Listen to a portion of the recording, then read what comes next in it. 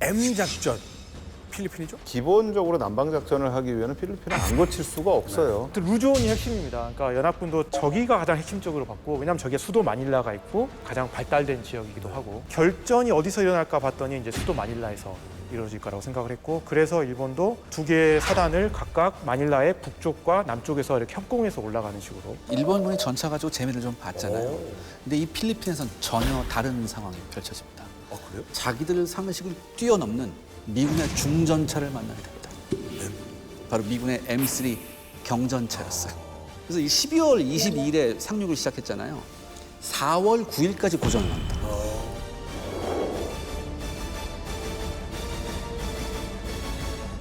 근데 지금 이제 미군이 사실 이때 당시에 이 지역을 지키는 방어사령관은 메가더였다면서요? 네, 필리핀에 이 당시에 메가더가 있었습니다만은 메가더가 당시에는 어떻게 보면 한지로 좌천된 상황이라는 그 상황을 좀 인식하셔야 됩니다.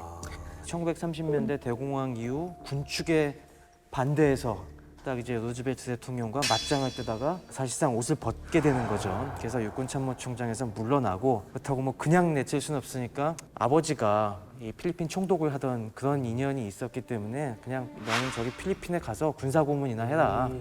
그러면서 이제 약간 좀 의기소침한 상황에서 다시 어쨌건 전쟁의 먹구름이 오니까 메가더 이제 그 영웅 본능이 막 끌어오르기 시작하던 때였죠. 그래서 야, 내가 여기서 다시 기사회생할 수 있겠구나. 근데 그러다 보니까 이때 약간 좀 오버를 합니다. 원래 필리핀은 싱가포르에서 영국이 방어했던 것처럼 기본적으로는 수세적인 위치였어요. 일본이 쳐들어오면은 당장 그걸 정면으로 방어해내는 곳이 아니라 최대한 지연전을 펴면서 시간을 끌고 있다가 결국 본토에서 주력 부대가, 증원 부대가 올 때까지 기다려주는 것이 그 임무였습니다. 하지만 메가더는 그 정도의 만족할 사람이 아니죠. 그동안에 세워놓은 전쟁 계획, 그때는 오렌지 계획의 그 후속으로 이제 레인보우 계획이라는 게 잡혀 있었는데, 이거는 일본군이 쳐들어오면은 저 바탄반도로 이제 전군이 이제 그 안으로 퇴각해 들어가서 그 안에서 고슴도치처럼 죽자사자 버티자는 겁니다. 이게 사실 딱 들어보면은 굉장히 이해가 안 되는 작전 같아요, 어떻게 보면은. 근데 이게 사실은 굉장히 중요한 의미를 지닙니다. 왜냐하면은 바탄반도라는 곳이 지도를 보시면 아시겠지만은 마닐라만의 입구를 갖다가 봉쇄하고 있는 곳이에요. 저길 갖다가 딱 틀어막고 있으면은 일본 해군이 필리핀을 갖다가 충분히 활용하지 못하는 그런 아주 핵심적인 위치거든요. 그리고 또 바탄반도는 저기 지형이 저렇게 볼록 튀어나와 있으면서도 가운데 이제 큰 산이 버티고 있어갖고 몇 군데 요지만 장악하면은 못 들어오게 막을 수 있는 굉장히 천혜의 요새기도 하고요. 그래서 저기에 집적 물자를 엄청나게 쌓아놓고 거기서 최대한 농성을 하자는 게 계획이었는데, 메가서는 이걸 갖다가 전진 방어로 다시 바꿔버립니다. 일본군이 쳐들어오면은 우리가 가서 맞아 싸우자. 그래서 일본군이 더 못 들어오게, 그래서 좀 더 넓은 루전 섬을 갖다가 우리가 지켜내자라고 하죠. 그러면서 이제 일본군이 임박해 오니까 루즈벨트에게 우리에게 더 많은 지원을 빨리 해달라 그러면서 방어 성공을 요청하지만은 이게 다 무의로 돌아가죠. 그리고 필리핀군의 전력에다가 이런 것들이 충분히 올라오지 않은 상태에서 일본군의 일격을 얻어맞은 겁니다. 그러다 보니까 제공권을 상실하고 일본군의 이제 상륙을 갖다가 막지 못한 상황에서 뒤늦게 현실을 갖다가 인정을 하고 다시 바탄으로 가자. 근데 그러다 보니까 바탄으로 이제 농성에 필요한 물자를 갖다가 충분히 못 넣어놨어요. 우리가 성에서 농성을 하려면은 그 전에 다 이제 주변에 쌓아놨던 물자들을 갖다가 성 안으로 옮기고 그랬어야 되는데 그걸 못한 상태에서 바탄으로 쫓겨 들어가게 되는 이런 상황이 벌어진 거죠. 그래서 예상보다 굉장히 바탄에서 수비 전하는데 고전을 해요. 그래서 메가더가 그런 식으로 어떻게 보면은 준비된 작전을 가지고 차분하게 실행하고 자기의 욕심을 좀 덜 부렸으면 어떻게 보면 필리핀에서 더 미군이 잘 싸울 수가 있었는데, 그런 면에서 약간 혼선을 일으켜서 필리핀에서의 작전을 조금 망친 그런 오류가 지적되고 있죠. 만약에 네. 일본군이 쳐들어왔어요. 네. 야, 수세적으로 이렇게 움츠려서 끝까지 그냥 방어해. 이러면 메가더겠습니까? 그게 아니죠. 아니 메가더의 성향이 있지 않습니까? 아니, 원장님이 생각하는 메가더 예. 이런 성향 아니잖아요. 아니, 절대로 그렇게 네. 안 하죠. 거기다 이제 지금 말씀하신 것처럼 사실은 메가더한테 굉장히 큰 기회가 될 수 있는 부분이었어요. 그러니까 메가더 장군이 2번 해임이 되는데 한 번이 루즈벨트 대통령과의 약간 좀 갈등이 이때 이제 한 번이었고, 두 번째가 6.25 한국 전쟁 때 트루만 대통령하고 갈등. 그러니까 이분은 군사적인 부분도 있지만 굉장히 정치적인 부분에 생각이 있었고, 그러니까 그런 부분에서는 어떻게 보면 이게 본인이 다시 한번 중심에 설 수 있는 그런 기회라고 생각을 했을 거고요.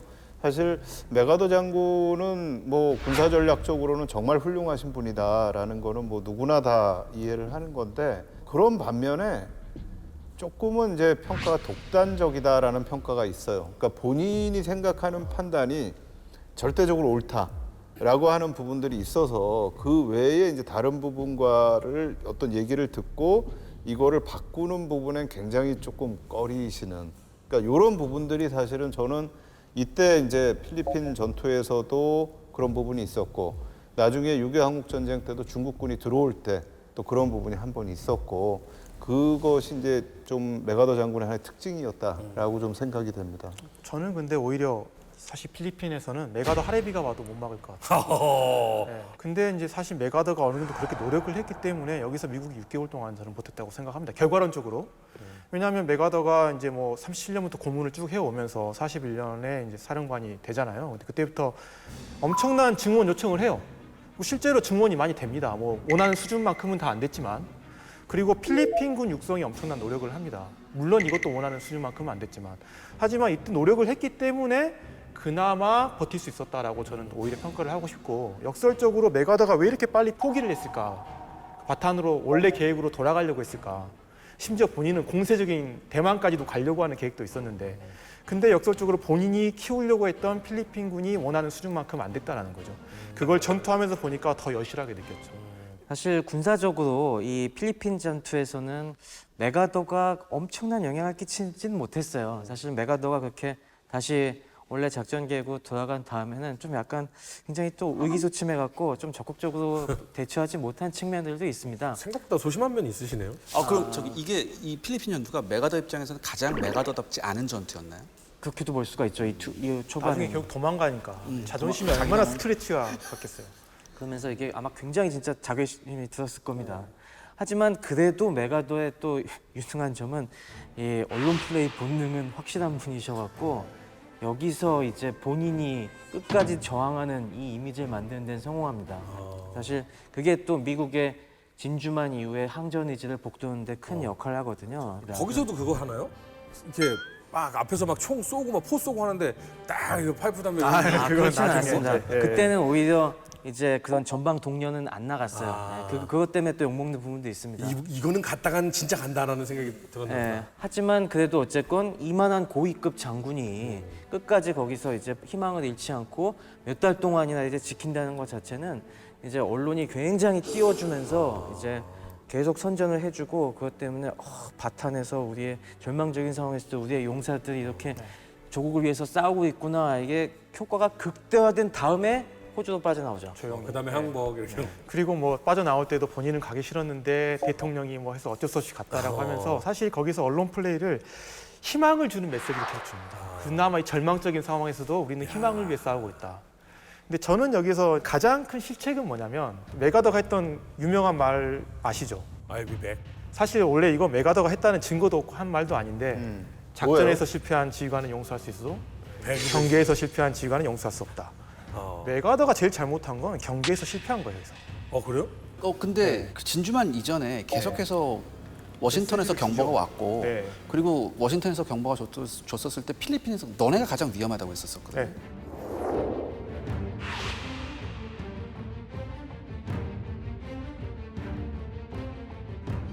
그거를 그렇게 심각하게 받아들이지 않았던 거죠, 사실.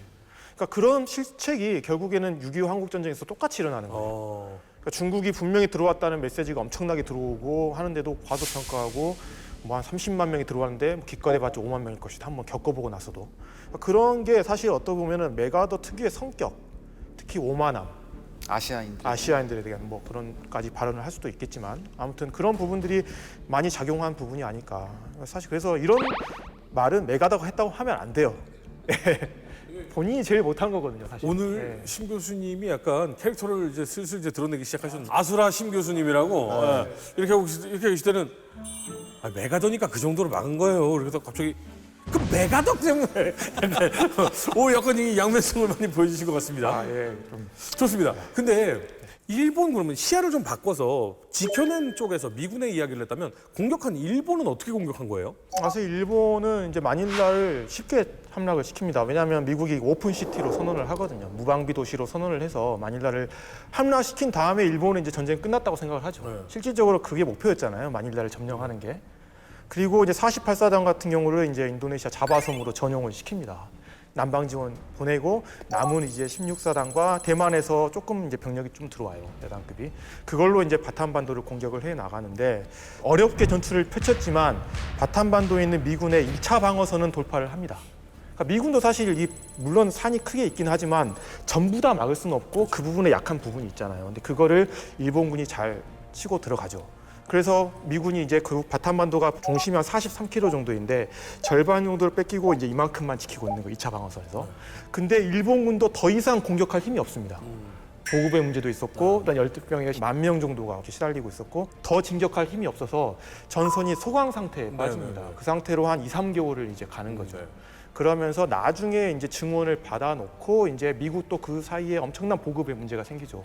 아까 박사님께서 잘 말씀해 주셨는데 비축을 엄청나게 해놨지만 예상은 한 43,000 정도가 들어올 거라고 예상을 하고 6개월치를 해놨는데 실제로 바탄으로 철수한 병력은 8만 명이고 와, 그러면 3개월도 못 버티네요. 못 버티는 거죠. 근데 없는 식량을 2분의 3분의 막 줄여다가 결국에는 기아에 허덕이고 못 버티다 이제 증원받은 일본군이 총 공격을 하니까 바탄반도에 있는 이제 루존섬 총지휘관이 항복을 하게 되는 이제 그런 상황으로 가게 되는 거죠. 근데 이게 사실 끔찍한 결과를 또 불러오는 나비 효과의 시작이었다면서요?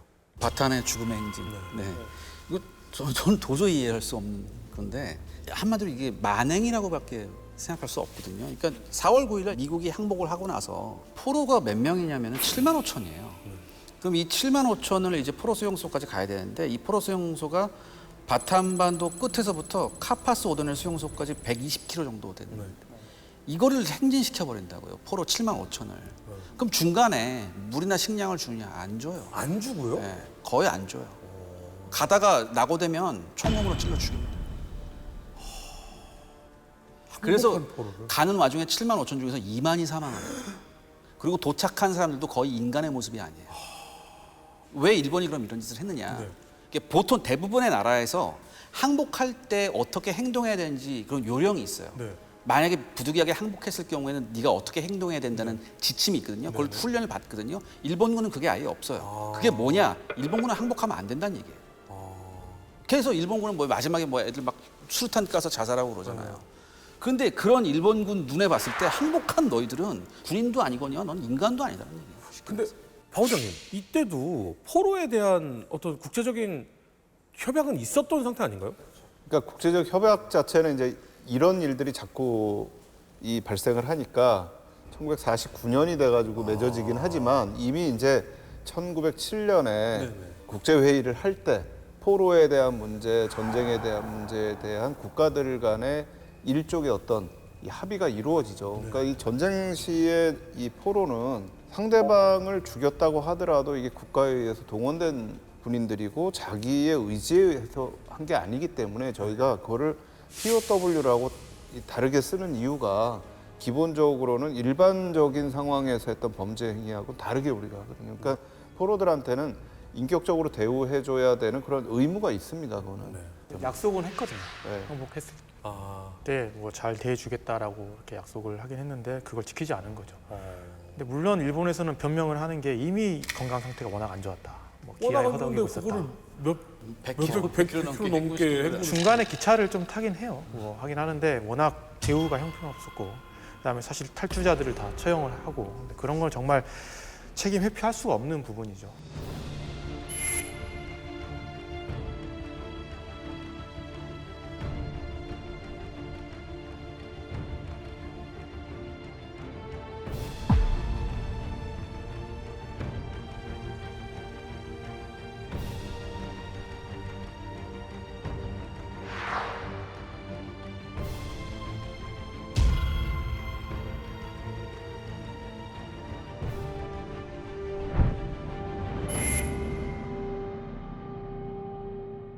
혼마 마사하루 같은 사람인데 이 사람은 영국에서 8년 동안 살았던 사람입니다. 또 많이 배웠을 보좌관하고 텐데. 무관하면서. 그러니까 되게 영어를 잘했고 나름 이제 세상을 보는 시야도 넓었고 20년대에서는 이 사람이 이제 썼던 논문이 있는데 군대에도 민주주의를 도입해야 된다.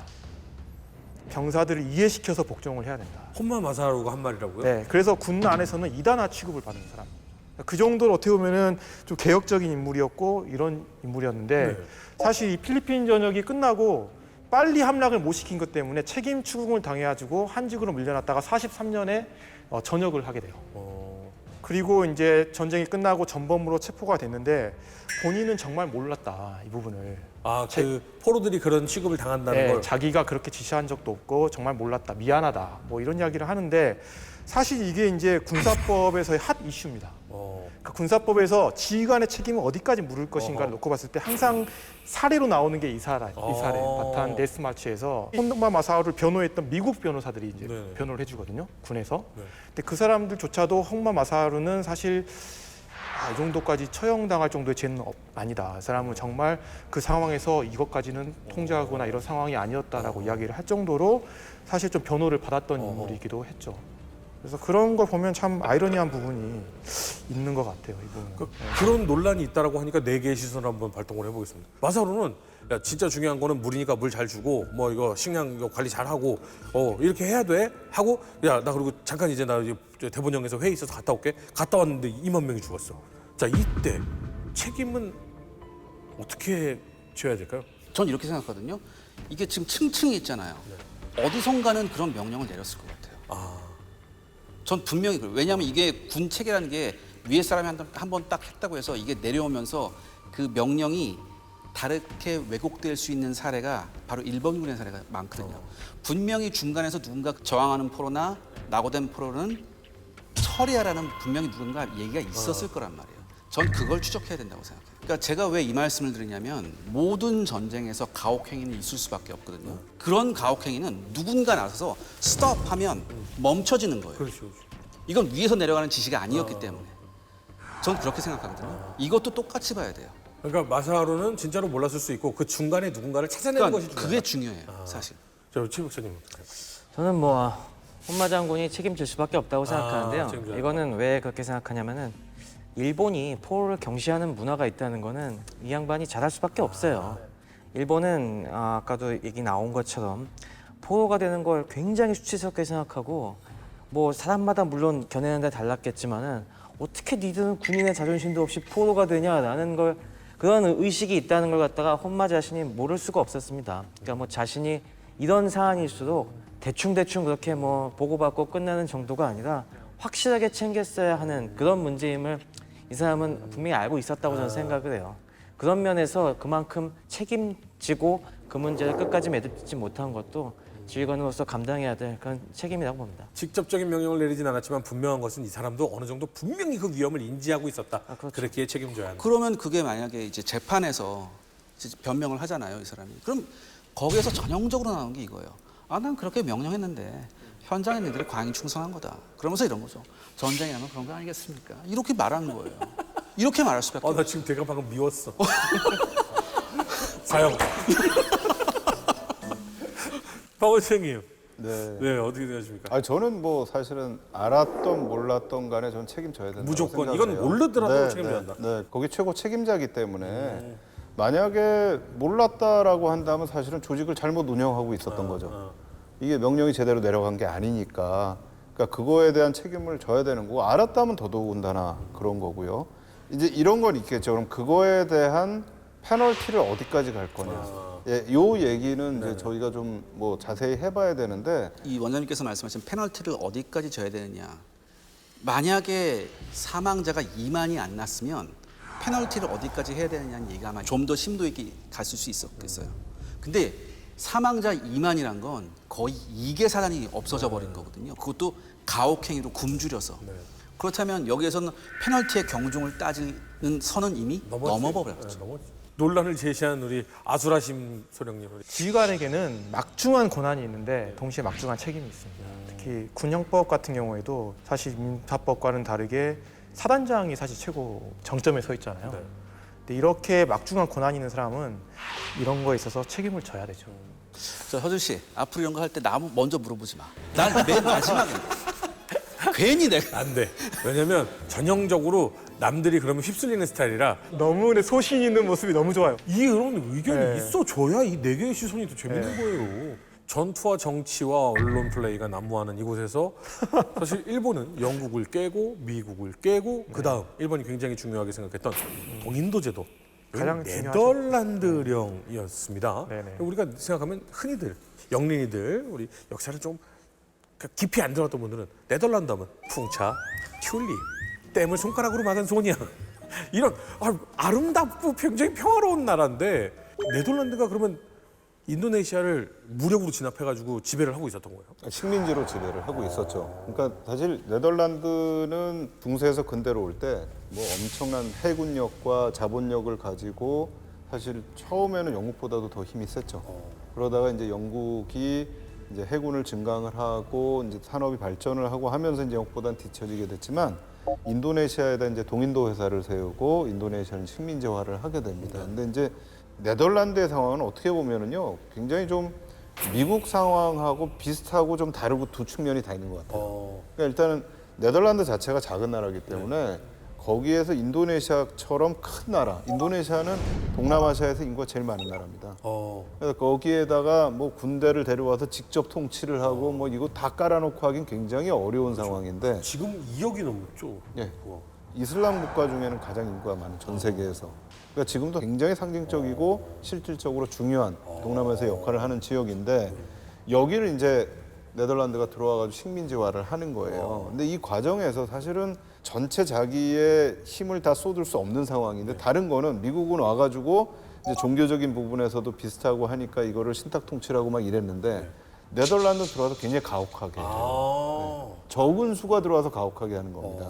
그러니까 이거에 대한 인도네시아 사람들의 사실 불만이 굉장히 많았던 그렇겠네요. 그런 상황이었고 또 인도네시아도 굉장히 많은 부족들이 있고요. 섬도 굉장히 많습니다. 그러니까 이거 사실은 컨트롤하기도 되게 어려운 부분들이 있는 그런 상황에서 이제 일본이 이제 인도네시아를 접수하러 가게 되는 거죠. 근데 사실 참 재밌는 게 이슬람 국가라고 그 중에서 가장 인구가 많은 국가라고 했잖아요. 근데 우리나라 사람들이 인도네시아가 이슬람 국가라고 생각 안 하는 분들이 굉장히 많아요. 아 진짜요? 왜냐면 보통 사람들이 인도네시아를 방문하는데 어디 가는 줄 아세요? 발리를 가기 때문에.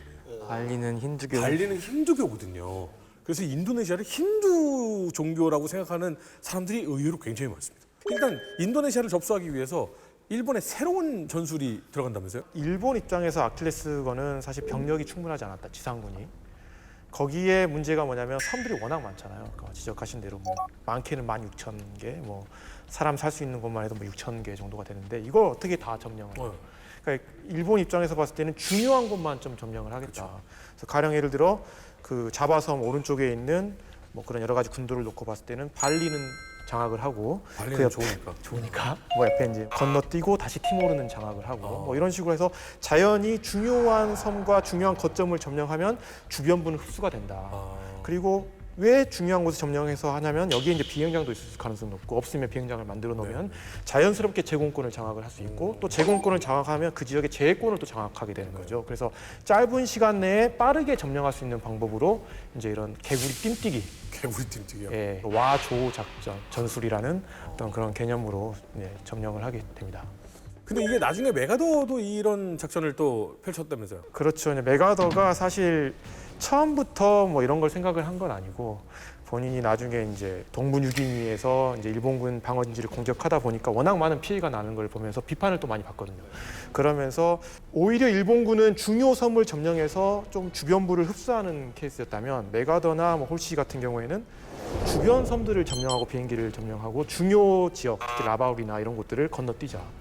그래서 강점을 회피하고 약점을 점령해서 자연스럽게 강점을 고립시켜가지고 아무 기능을 못하게 만드는 그런 식으로 하는데 이것도 이제 아일랜드 호핑 또는 뭐 프로그 리핑이라고 써서 번역하면 와조 전술이지만 한편으로 또 이제 바이패스 전술이라고도 또 네네. 하죠. 옛날 고대부터 사실은 이런 전술들이 많죠. 있었는데 이거는 누구라고 전유물이라고 이야기할 수가 근데 없습니다. 일본의 와주 전술은 중요 거점을 점령해서 뛴뛰기를 하는 거고 주변을 흡수하는 거고. 오히려 메가더의 전술은 주변을 흡수해서 가운데를 고립시키는 거고. 그렇죠. 네네. 정확한 정리를 잘 해주시네요. 재밌네요. 예. 자, 와주 전술로 나선 일본은 특수부대를 투입해서 이 상황을 정리를 했다고 하는데 영상 먼저 보시죠. 네, 저게 바로 일본군의 공수부대입니다. 사실 우리가 일본군이 공수부대를 사용했다는 역사에 대해서 잘 많이 들어보진 못했는데 일본도 당연히 2차 대전에서 이제 공수부대가 활약하는 걸 보면서 이제 미래의 전쟁에는 공수부대가 필요하다는 걸 깨닫게 됩니다. 그게 영향을 끼친 게 역시 1940년 이제 프랑스 침공할 당시에 독일 전격전의 한 축을 담당한 공수부대였죠. 에방의 말 요새를 갖다가 점령을 하고 이제 활로를 여는 이걸 보면서 그때부터 이제 그전에는 열강들이 몇몇 이탈리아나 선구적인 이제 공수부대 개척 국가들이 있긴 했지만은 야 그래도 공수부대가 얼마나 큰 작전을 할 수 있다고 라면서 주저주저했지만은 1940년 독일의 성공 이후에는 야 저게 진짜 되는구나 하면서 그때부터 창설에 들어갑니다. 일본도 그 영향을 받아서 해군과 육군에서 다 이제 공수부대를 창설하는데요. 이 육군의 공수부대가 바로 남방작전의 핵심 거점 팔렘방의 유전지대를 장악하는 데 이제 쓰이게 됩니다. 그러면 지금 저 모습이 팔렘방으로 뛰어드는 공수부대의 모습인 거예요? 저거는 고전에 훈련하는 거고요. 훈련이구나. 훈련하는 모습이고 팔렘방 거는 사진 샷으로 남아 있습니다.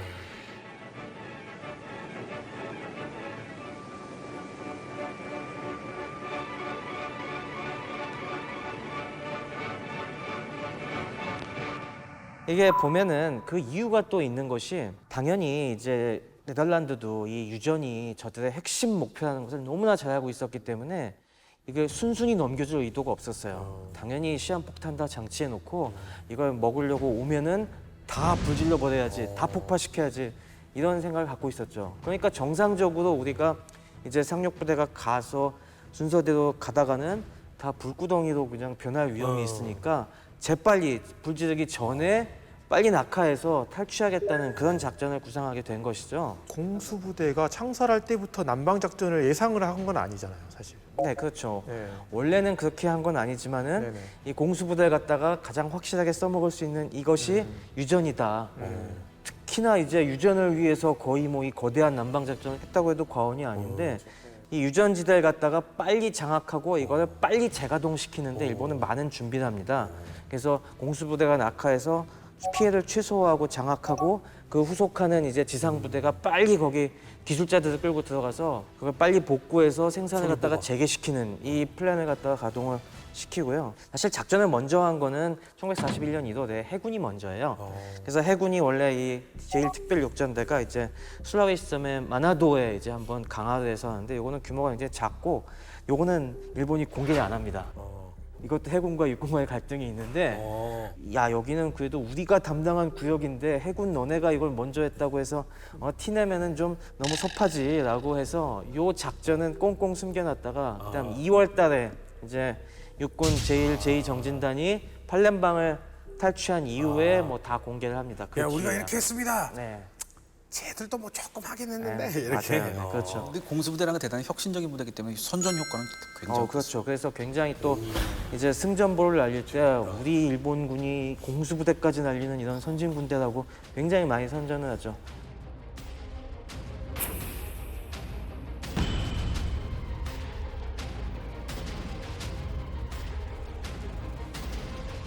하지만 이게 굉장히 무난하게 진행된 건 아니에요. 팔렘방에 이제 400명 정도가 원래 투입이 됐는데 여기를 수비하고 있던 네덜란드 군이 한 1,200명 정도 됐어요. 그러다 보니까 이게 한 번에 팔렘방 유전을 깨끗하게 장악한 게 아니라 또 네덜란드 군이 반격을 해서 다시 뺏기는 과정에서 또 상당 부분 이제 파괴하는데 또 성공을 합니다.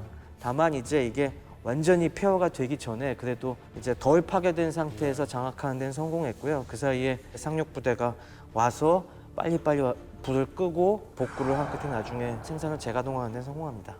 근데 사실 이제는 일본은 중요한 건 우린 석유만 먹으면 돼 하고 지금 팔렘방 가져갔잖아요. 그럼 다른 데는 중요하지 않은 거 아닌가요?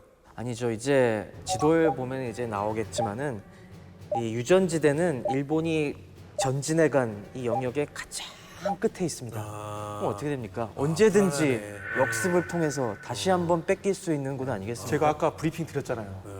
외곽 방어선을 강화를 해야 된다. 그러니까 쉽게 이른바 이제 절대 국방권. 그렇죠. 강화를 해야 되는 거죠. 근데 그 주변 지대로 이제 조금씩 가서 여기를 안전하게 지키려면은 사실 이제 나가야 되는 거죠. 저 근데 여기서 갑자기 우리 물리에 대해서 궁금한 게 생겨서 옛날에 영화 같은 거 보면 석유가 팍 나오면 사람들이 시커매지면서 막 이러잖아요.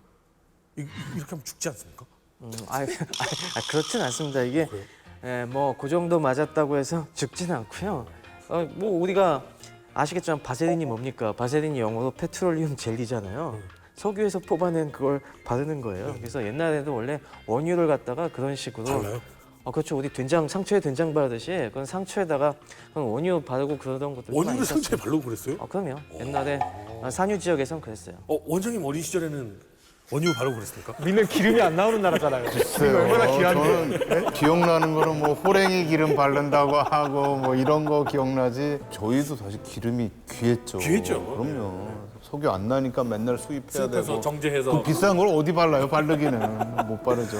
그러면 이제 본격적으로 그 얘기를 한번 해보겠습니다. 사실 이 시기가 식민 지배를 당하던 많은 동아시아, 동남아시아 국가들이 있었던 시기잖아요. 그리고 식민 통치에 대해서 굉장히 반감을 많이 가지고 있었던 나라도 있고 그렇지 않은 나라도 있었는데 인도네시아 같은 경우는 소수의 네덜란드인들이 아주 강압적으로 통치를 했고 반감이 굉장히 컸기 때문에 일본 군인에 대한 반감이 그렇게까지 세지 않았을 것 같다는 생각이 들거든요. 예, 그게 이제 동남아시아 전역이 사실은 크게 있습니다. 인도네시아뿐만 아니라, 예, 그러니까 네덜란드가 식민지로 있었던 인도네시아하고 프랑스가 식민지화했던 인도차이나 쪽이 사실은 이제 프랑스와 네덜란드에 대한 반감이 굉장히 강했고, 근데 영국이 있었던 지역은 상대적으로 좀 덜 강했습니다. 그러니까 사실 거기에 말레이 사람들이나 아니면 인도 사람들이 군으로 동원될 수 있었던 것도 영국에 대한 반감이 그만큼 적었기 때문에 이제 그건 뭐 전혀 없었던 건 아닙니다. 독립은 원하지만 반감은 좀 적었죠. 또 필리핀 같은 경우도 반감이 좀 적은 편이었고 미국이 와서 신탁 통치하면서 이제 독립을 약속해주는 그런 상황이었고, 그러니까 일본군이 들어갔을 때 유럽의 제국주의 국가에 대한 반감이 많은 나라들은 해방군 아닌가? 라는 생각을 할 수 있는, 또 일본군이 들어오면서 그 지역에 독립운동을 했던 세력들을 좀 지원하는 부분들이 있었어요. 그 일본은 1940년부터 해가지고 대동아 공영권이라는 하나의 이데올로기를 만드는 거죠. 우리가 유럽의 제국주의 세력으로부터 우리 아시아가 이제 하나의 어떤 보호권을 만들고 방어권을 만든다라고 하면서 정부에다가 1940년부터 기구를 세우기 시작을 했거든요. 그러면 이제 그쪽에다 도와주고 이러니까 이쪽에서 일본군이 들어오는데 이게 우리가 유럽의 제국주의로부터 해방될 수 있는 하나의 기회가 될 수 있는 게 아니냐. 그러니까 실제로 그쪽에 독립운동하는 세력들이 일본하고 연결되는 경우들이 있었어요. 그러니까 나중에 이제 인도네시아가 독립한 다음에 대통령이 된 수카르노도 그렇고 끝까지는 아니지만 사실은 베트남의 호치민도 일본에 대해서 일정 정도 좀 희망을 가지고 있었다라고 해요. 그러니까 이런 부분들이 사실은 그 이후에 지금 저는 현재까지도 일본에 대해서 한국이나 중국이 가지고 있는 생각하고 동남아시아 지역이 가지고 있는 생각이 굉장히 다르다. 그러니까 예, 굉장히 그리고 또 놀랐어요. 일본이 1951년에 이 전쟁에서 이제 패망하고 평화협정을 맺을 때도 동남아시아 국가들에 대해서는 1959년까지 다 배상을 해줘요. 그러니까 점령 기간이 이제 4년에서 5년 정도밖에 안 되는데 근데 한국과 중국에 대해서는 배상을 안 합니다. 그러니까 이런 부분들이 사실 갖고 있는 좀 이 정서적 차이가 있어요. 그러니까 일본이 지금 보통 헌법으로 바꾸겠다, 재무장하겠다라고 할 때 한국과 중국이 갖는 생각과 동남아시아 쪽이 갖는 생각에서는 온도 차이가 있습니다. 와, 이거 외교적으로 일본이 이런 외교 정책을 일부러 하는 거죠. 굉장히 놀랬던 게 사실 우리 국민들이 생각하는 일본에 대한 정서는 굉장히 강한 반감이 있었잖아요. 그리고 당연히 중국도 그랬고, 저는 당연히 식민 지배를 받은 동아시아 국가들, 동남아시아 국가들이 당연히 그런 줄 알았는데 제가 나이가 먹고 경제력이 생기면서 그 국가들을 방문하기 시작하면서 일본에 대해 왜 이렇게 우호적이지? 라는 생각을 굉장히 많이 했었거든요. 일본이 저는 이제 두 가지가 있는 것 같아요. 하나는 이 서양 제국주의 국가들한테 굉장한 이 압박을 받고 할 때 일본이 들어갔을 때의 이미지가 하나 있고, 두 번째는 이제 1950년대 이후에 일본 패망하고 50년대 이후에 일본이 이 지역에 엄청나게 정성을 쏟아요. 지원을 많이 해요. 네, 지원을 많이 하고 이제 미국의 입장에서 보면은 일본이 사실은 이제 무역이 굉장히 강한 나라인데 만주와 한국과 대만이 이제 독립이 되잖아요. 네. 그러면 또 다른 경제적 배후지가 필요한 거고 그걸 동남아시아로 생각을 한 거죠. 그러니까 그때 굉장히 뭐 일본이 많은 투자를 했고 요 두 가지가 사실은 동남아시아에서 일본을 바라보는 그런 관점에 굉장히 중요한 영향을 미쳤던 것 같아요. 또 하나 이제 좀 시대착오적인 것도 좀 있었던 게 뭐냐면 2차 대전이 끝나고 나서 특히 초반에 나가 떨어졌던 프랑스하고 네덜란드는 2차 대전이 끝나고 나서 식민지를 다시 복구하려고 하거든요. 네. 대단히 시대착오적으로. 프랑스가 특히나 그걸 예, 심한 그래서 것 인도차이나 전쟁, 그다음에 인도네시아 독립전쟁이 또 일어나거든요.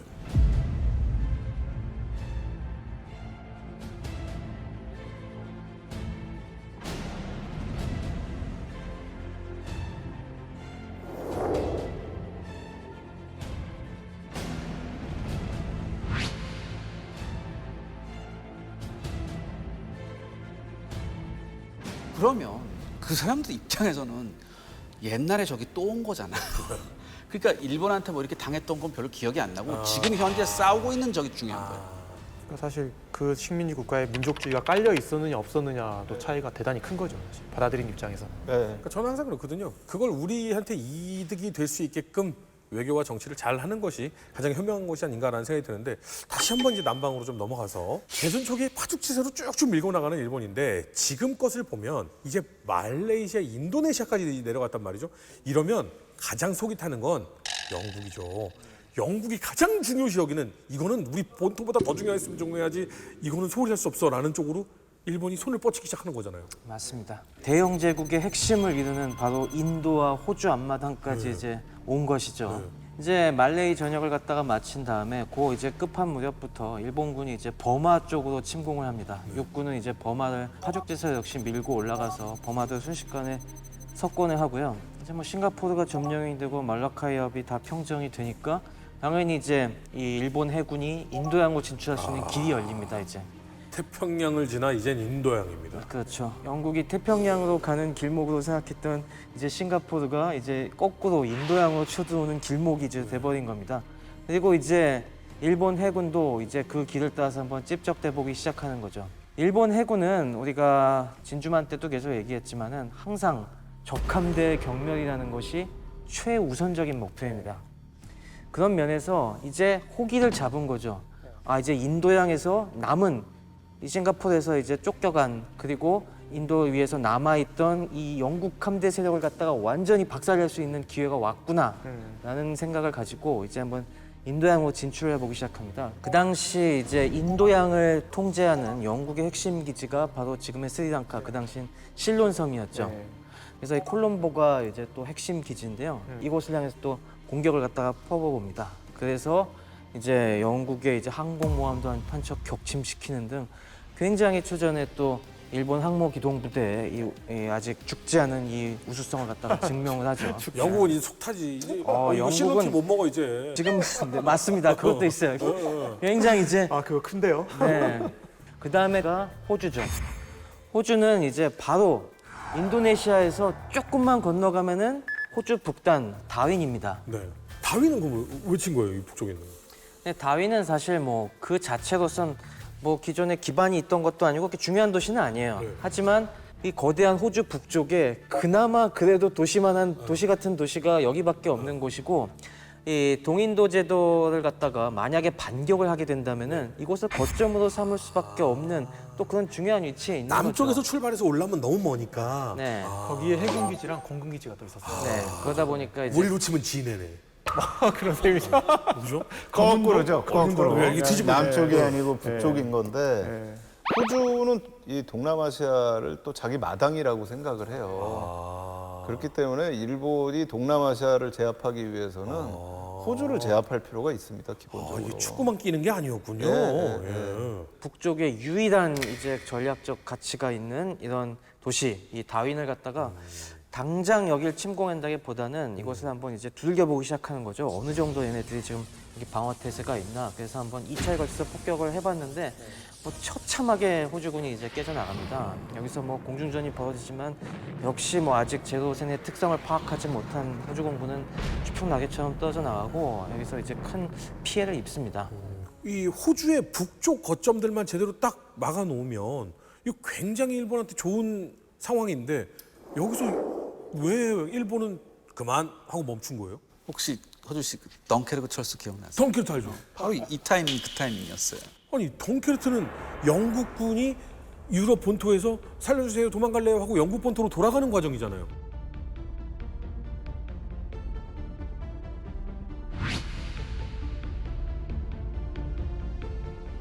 그러니까 어떻게 보면 이해할 수가 조금 없는 상황이긴 한데 그냥 여기서 일본군이 철수를 해버리거든요. 왜? 일본군이 이제 더 이상의 공격을 갖다가 과감하게 전과 확대를 하지 않고 다시 한번 그 다음에 어떤 수를 둬야 될지 고민하기 시작하죠. 사실 능력이 저는 안 됐다고 판단하거든요. 그것이 이제 핵심 예, 논쟁이죠. 맞아요. 그러니까 왜냐하면 그 일본군이 그 인도양에서 작전하기 위해서는 한 가지 전제 조건이 있었어요. 네. 그게 뭐냐면 주축국가의 연계예요. 어. 그러니까 쉽게 말해서 독일 해군하고의 연합 작전이 필요한 건데 이미 독일 해군은 1940년에 수상함대가 작살이 난 상태거든요. 바다 밑에만 그러니까 돌아다니는 노르웨이에서 작살나고 뭐 비스마르크 침몰하고 작살난 상태고 독일 해군이 가지고 있는 건 유보트밖에 없어요. 그러니까 당연히 독일 해군하고 연계 작전이 안 되죠. 그러니까 동맹군끼리의 연합 작전이 안 된다. 그러니까 이거는 현실성이 없다. 여기서 이제 일본 육군과 해군이 다시 한번 이제 붙기 시작합니다. 지금까지는 앞서서 저희가 알파벳 놓고 이제 보셨지만은 일본 육군과 해군이 합의해서 일단 여기까지는 가자라고 합의하는 데까지 왔어요. 이제 오니까 그 다음은 어떻게 되냐고 싸우기 시작하는 겁니다. 인도네시아까지는 잘했는데 네. 여기서 이제 틀어지는구나. 해군 군령부 입장에서는 지금 이 호주를 갖다 공격할 수 있는 절호의 찬스 같다. 공격하자. 또 해군 군령부가 노리는 또 핵심 거점은 피지와 사모아 섬입니다. 피지와 사모아 섬은 하와이에서 호주 이 동부의 핵심적인 도시들, 이제 뭐 브리즈번, 시드니 이런 쪽으로 가는 그 교통로상에 딱 있어요. 이 좋은 기회를 여기까지 살려갖고 계속 밀어붙여야 된다라는 쪽으로 이제 해군은 주장하는데 육군이 이제 마음이 변한 겁니다. 거기 육지에서 너무 멀어. 그렇죠. 육군 입장에서는 야, 너네가 지금 계속 가져가는데 우리가 어디까지가 몸빵을 해줘야 되냐. 지금까지 남반군 10개 사단이 투입이 돼갖고 싸운 것도 굉장히 우리 무리해서 이제 차출해서 작전을 펼친 건데 우리 더는 못 받쳐주겠다. 인도네시아나 말레이시아는 본 대륙에서 있는 앞에 있는 섬이라고 느껴지는데 피지 정도 되면 이건 바다 한가운데 떠 있는 이 정말 해군들의 어떤 영향력이 굉장히 큰 지역이라고 생각이 드는 것 맞습니다. 같아요. 그다음 이제 저 실론섬이나 호주를 공략하려고 보니까 이거는 완전 육군의 무덤이 될 수 있겠다는 생각을 하는 겁니다. 호주는 일단 다윈의 발을 들이는 데까지는 할 수 있어요. 근데 아시겠지만 호주가 엄청나게 넓죠. 크고 하지만 이제 도로는 없고 그러다 보니까 다윈에서 육로로 브리즈번이나 시드니까지가 이거는 견적이 안 나오는 겁니다. 도대체 다윈에서 몇 개 브리즈번까지 사단을 걸어간다고? 예. 저희가 이 시점에 좀 큰 그림을 봐야 되는 게 사실 일본 육군 입장에서는 남방 작전은 여전히 변두리예요.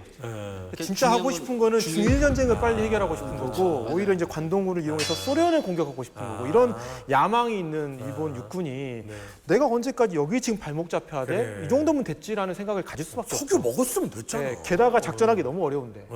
거기에 더해서 해군 내에서도 해군 군령부와 연합함대가 또 의견이 갈립니다. 아, 해군 군령부와 해군 연합함대가 또 다른 지휘 체계를 네, 가지고 맞습니다. 있군요. 그러니까 이게 해군 군령부는 아까 얘기한 것처럼 호주 작전과 이제 피지 사모아 저 교통로를 끊는데 이제 핵심을 좀 더 방점을 두고 싶어 했고 연합함대는 함대 경멸에 초점을 맞춰서 우리가 영국군 함대를 경멸시키려면 실론으로 쳐들어가야 되고 아직 미국 함대가 잔존 부대가 남아 있다. 항모 부대를 비롯한 여기를 끊기 위해서 우리는 미드웨이 그리고 필요하다면 하와이까지 쳐들어가야 된다는 이제 주장을 갖다가 이제 펴기 시작합니다. 양쪽 극단에 있네. 그러니까 사실 해군 군령부가 해군 총사령부로서 컨트롤 타워를 역할을 해주고 연합함대가 당연히 그 지휘관계 밑에 들어와서 지휘를 받아야 되는데 문제는 뭐 진주만 공격부터 해가지고 이제 태평양 전쟁을 하면서 연합함대의 규모와 역할이 엄청 커지게 됩니다. 모든 영광을 다 가져가 버렸습니다. 가져가게 되는 거죠. 그래서 즉 일본 해군 이퀄 연합함대가 되어버리니까 사실 작전에 있어서도 이제 연합함대 조직이 커지고 역할이 커지다 보니까 군령부와 이제 대립을 하게 되는 거예요. 작전면에서. 그러니까 기본적으로 군령부가 하고 싶었던 거랑 연합함대가 하고 싶었던 아이디어 자체가 다르잖아요. 군령부 총장하면 우리나라로 치면 이제 뭐 해군 참모총장 참모총장이고 연합함대 사령부 제1 해남대 사령부 일함대 그렇죠. 예, 이렇게 근데 아니 이제 그러면 말을 안 들으면 안 되잖아. 근데 영광을 다 차지했잖아요. 그리고 모든 일본 신문에 연일 대석 특필되는 게 일본 연합함대예요. 와 그러면 하극상인데 그렇게 하는 거예요? 알맹이가 연합함대가 된 아니 거죠. 근데 일본 해군에서. 심소령님 봐봐요. 네. 야, 연합함대 함장 바꿔. 교체 이렇게 하면 바뀌는 거 아니에요? 근데 그런 거는 뭐 일본 왕의 재가도 맡아야 되는데 쉽게 뭐 작전에 있어서 심지어 일본은 실패를 해도 잘 안 바꾸거든요. 그리고 이제 부담이 엄청 있죠. 그렇게 하기가. 야마모토가 주로 썼던 거 뭐 군령부한테 내가 하는 대로 안 하면 나 이 직을 내놓겠다라고 하거든요. 근데 당시 모든 여론이 연합함대 야마모토를 칭송하고 있는 상황에서 그러면 이 사람이 그만두면 야마모토가 그만두기 전에 군령부 참모총장이 모가지가 날아가는 죄송합니다. 그럴 수도 있어요. 이제 여론 생각을 해야 돼요. 군에서 장성을 이렇게 책임자를 바꿀 때도 특히 전쟁 때는 그러니까 그게 이제 사실은 6.25 한국 전쟁 때도 메가더 장군을 해임했을 때 그 해임이 가져온 여론이 어땠는가. 그러니까 그것도 굉장히 감안해야 될 부분들이 있기 때문에 현재 앞에서 지금 막 진짜 전공을 올리는 데하고 위에서 종이 위에서 정말 전쟁을 하는 데하고 차이가 어떤 네. 문제가 일어났을 때 여론이 어느 쪽으로 갈 건가 네. 이 부분은 고민을 해야 되는 부분이죠. 자, 그럼 일본은 이제 앞으로 어느 쪽 방향으로 나가나요? 이 지금 서로 티격태격하는 거 서로도 알고 있을 것이고 국제사회도 알고 있을 거 아니겠습니까? 이거 어떻게 진행이 됩니까? 그래서 이제 어차피 아까 그 실론이 부결이 됐잖아요. 네. 그렇다면 미드웨이로 가자고 결정이 났는데 해군 군령부는 그렇다면 미드웨이로 가긴 가는데 그걸 계속 지연시켜요. 계속 지연시키고 연합함대는 빨리 가야 된다. 막 이런 상황인데 바로 이 타이밍에 일본한테 아주 묘한 일이 일어나요. 뭔 일이요? 그게 바로 도이트로 공습이에요. 미국과 영국의 입장이 조금 달라집니다. 처칠한테 있어서 루즈벨트와의 관계는 단연 영국 외교의 1순위입니다. 그래서 이제 아르카디아 회담이라는 것이 열리게 됩니다.